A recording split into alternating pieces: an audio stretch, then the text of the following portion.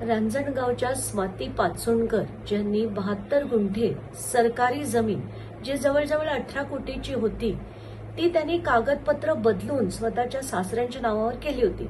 या संदर्भात त्यांच्यावर 13 केसेस झाल्या होत्या आणि त्यात लिपिक आणि जे ग्रामसेवक होते त्यांच्या विरुद्ध अटकेची कारवाई झाली।